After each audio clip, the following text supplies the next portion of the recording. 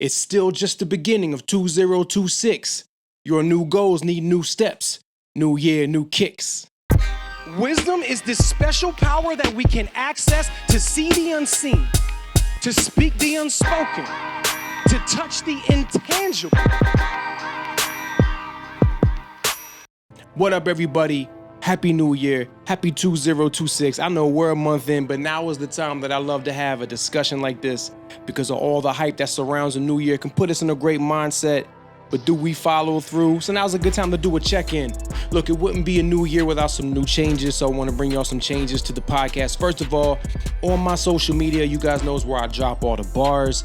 And what I'm going to do starting this year is I'm going to designate a daily bar week because I want the bars to be on the daily. So I'm going to take a week. I'm going to take the first week of every month leading up to the first Saturday, all right? Sometimes it may be the end of the previous month and like midway through the first of the new month, the first week of the new month, depending on where it falls on the calendar. But that first week is always going to be daily bar week, and every day is when I'm going to drop one of the bars that we're going to talk about in the show. And then on the first Saturday, I'm going to move it from Friday to Saturday on the first Saturday of every month because I'm a Saturday morning cartoon kind of kid. On the first Saturday of every month, we're going to drop the podcast episode, and then I'll drop all the follow-up material throughout that month. But look, to get all the bars, remember, you want to make sure you follow me at Spence_4HIRE. Let's get into it. It's just the beginning of 2026. Your new goals need new steps. New year, new kicks. So I don't want to be like a wet blanket on anybody's like fire for a new year. At the beginning of the year, I dropped a song about fire called Never Satisfied. Our fire should never be satisfied. Our desire to win, to succeed, to do great things. So I don't want to be a wet blanket on that, but I do want to start off contesting one of the cliches that we often throw out at the beginning of a new year. All right, December 31st, ball drops, the confetti drops. We kiss the one that we love. We're excited. We go, you know what? This year right here, it's gonna be my year, right? New year, new me. We love saying that. And let me just say, I think that's a great idea. I think every year you should capitalize off the enthusiasm and the excitement of a brand new 365. What a time to be alive. But I want to contest that a little bit. We love just saying new year, new me. And it's a great idea. The problem is that it only stays an idea. I mean, for real, if we're being honest, it's kind of a cliche. We make resolutions, we make all kind of goals, we get into the hype, we say it. And that's why I said I love checking in about 30 days into the new year, because really it only takes us like 2 weeks before we fall off on some new habit or some new step that we said we was gonna do for the new year, new us. That's why I like to say it like new year, new kicks. 2 reasons. 1, because I normally start off every new year with some new kicks. I dropped some Christmas music in 2025, and one of them was a song called New Kicks, New Year.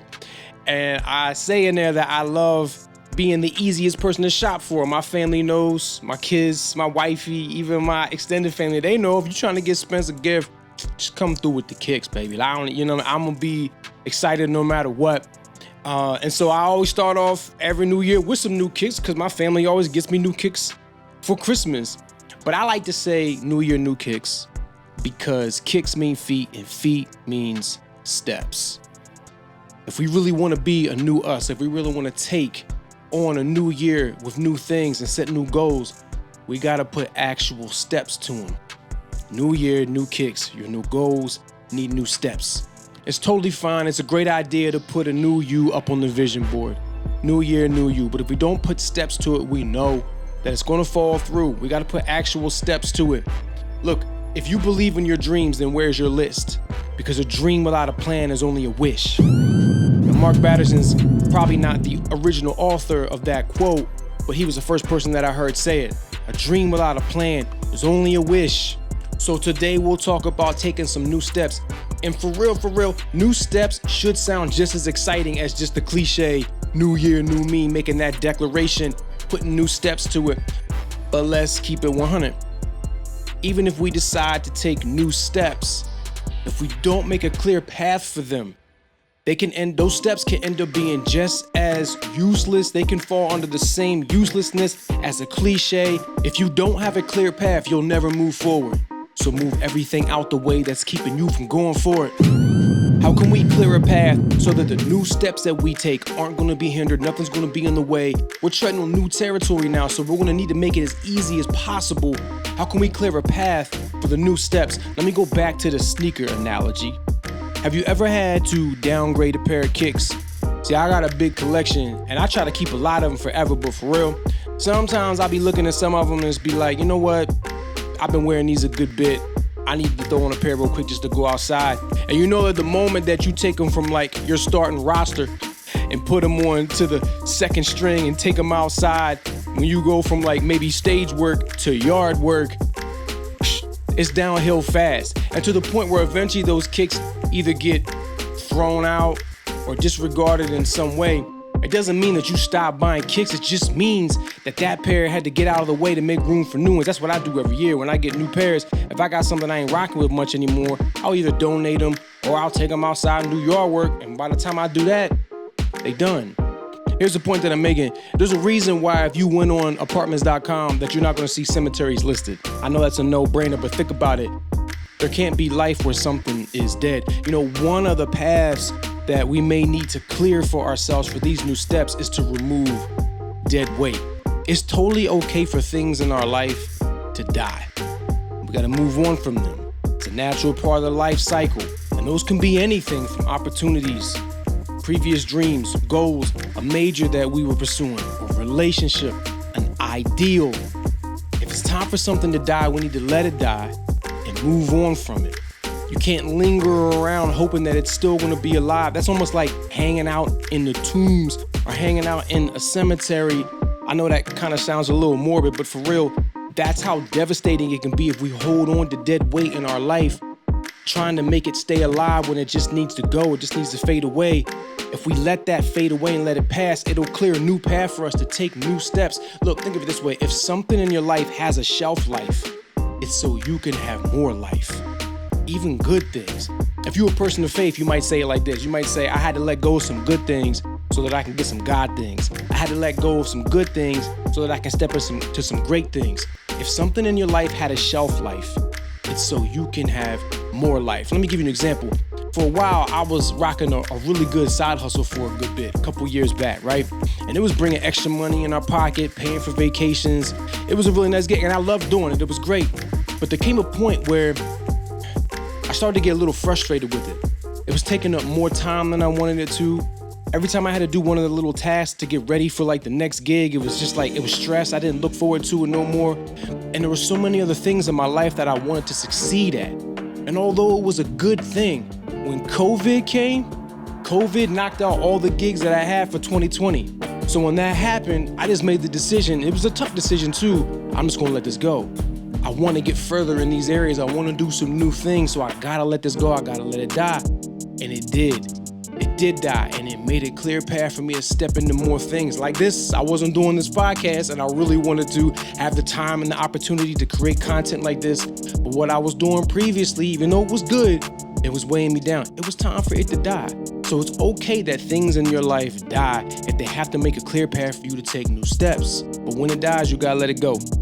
Like, I heard, I'm not gonna say this is fact, you can fact check me on this because I'm not really sure about the source that I got it from, but I read somewhere that orcas, like killer whales, I read that they will carry around a calf that died. They'll carry around a dead calf for weeks because they just can't let it go. That's what we can do sometimes with things that need to die in our life. We can hold on to them. If it's time for it to go, it's time for it to go because it's time for you to go. If something had a shelf life, it's because you are about to have more life. Let it go, let it die, clear the path. So how do you know? How do you know if something might need to die or not? How do you know if something has reached its shelf life? Chances are when it's getting towards the end of being helpful for you, it'll start to cry out, or you will start to cry out, like losing something, like pain. It'll cry out. It'll cry out with being more hurtful than helpful. It will be more frustrating than fruitful. It will do more harm than good. They say in life that you've got to take the bitter with the sweet, but that's normally under circumstances where the sweet outweighs the bitter, and the bitter just keeps you anchored, keeps you appreciating the sweet. When it's flipped though, and when something is causing more frustration to you than it is being fruitful, it could be a sign. You at least need to examine whether this is something you need to hold on to or not. Again, think it could be a job. It could be a second job. It could be a relationship. Those are tough, right? It can even be a dream. We have dreams that come to us that we try to succeed at and achieve, but sometimes we outgrow them or they change. That's cool. You can let it die. And some of the symptoms you're looking for about the cry out, look for the cry out that's coming out of you. Are you misplacing anger and frustration? Taking things out on other places? I was doing that. I was losing appreciation for some of the other things in my life because this thing over here was demanding more out of me than I wanted to, and it was making me cry out. I was getting frustrated. Does it cause anxiety, fear? Are you losing appreciation? Those are symptoms. Now, maybe it could just be that you've lost appreciation. You got to get that back. But if you examine it and you find out that this is becoming more heavy than helpful, you might need to let it go. You might need to let it die.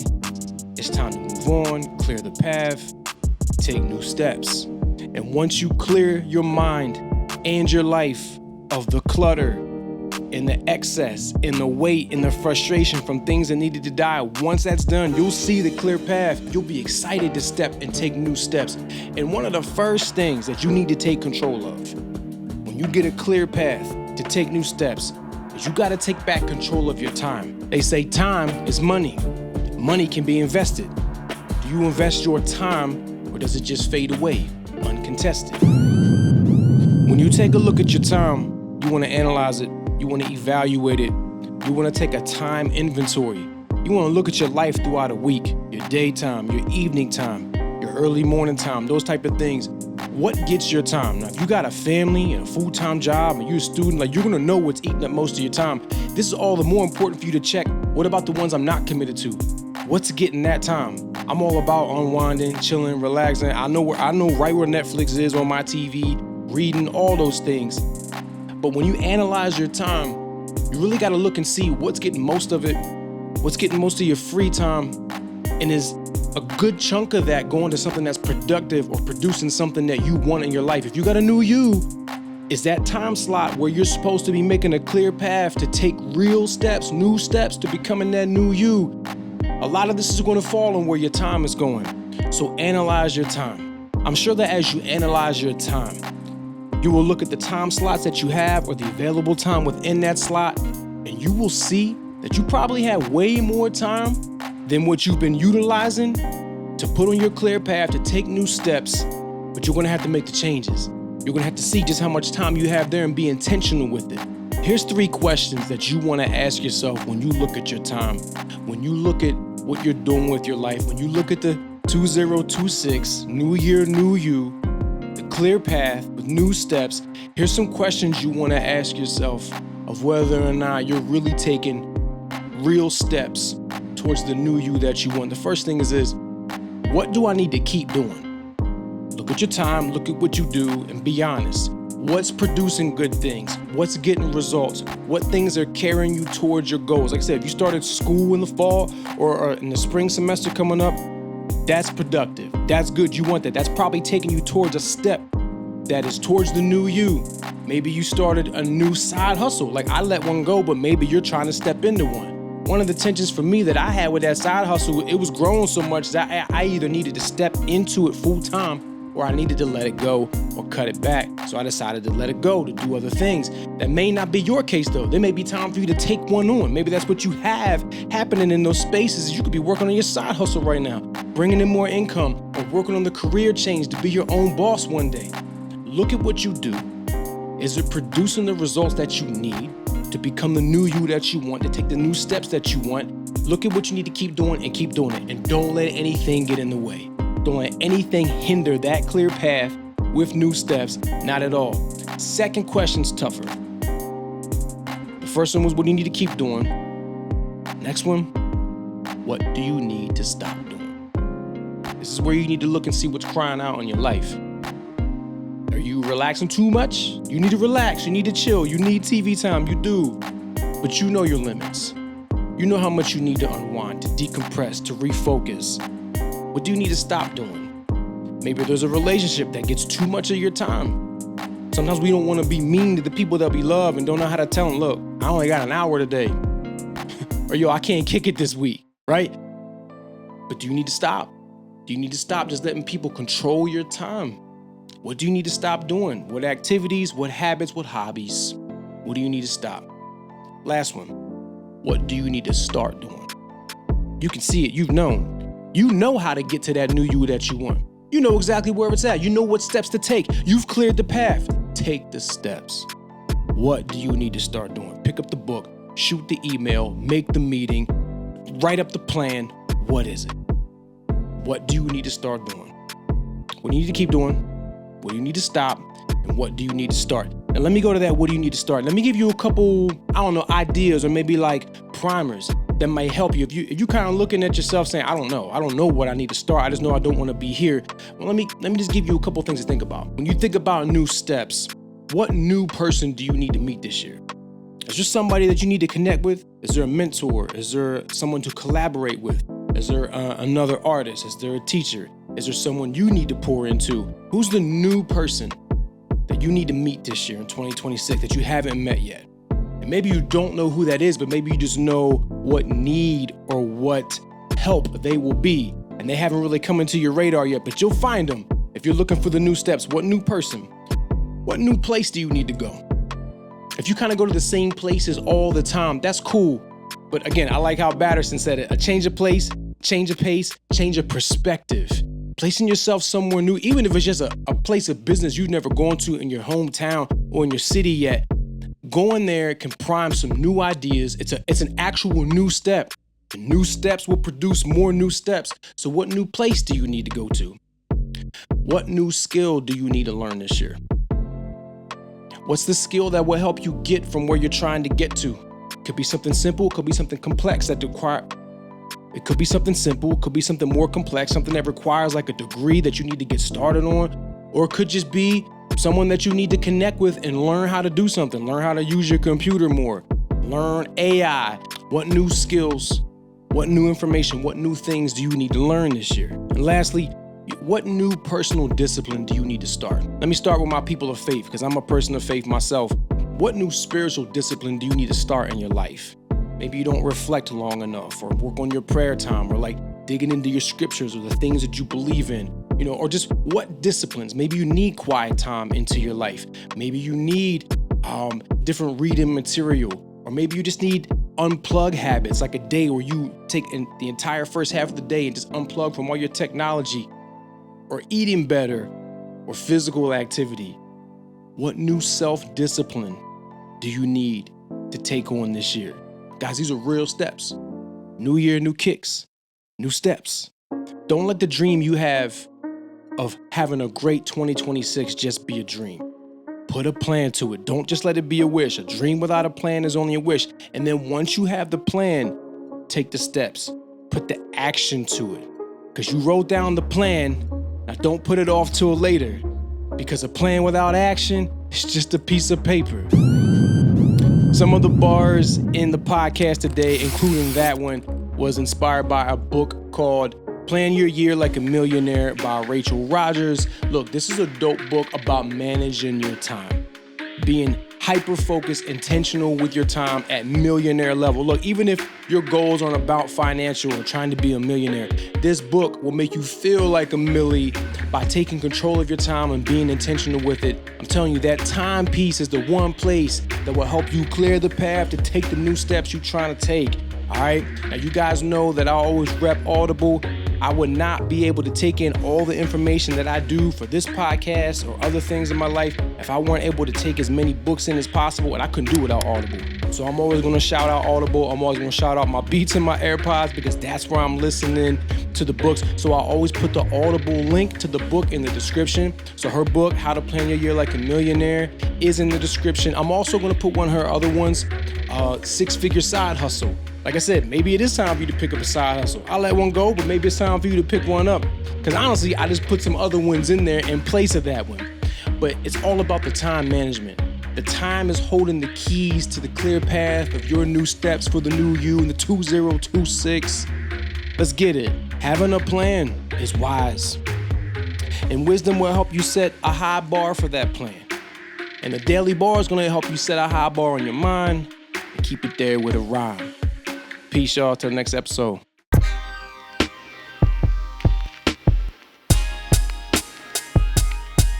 For more content, original music, and speaking and coaching services, hit me up at my website, spence4h.com.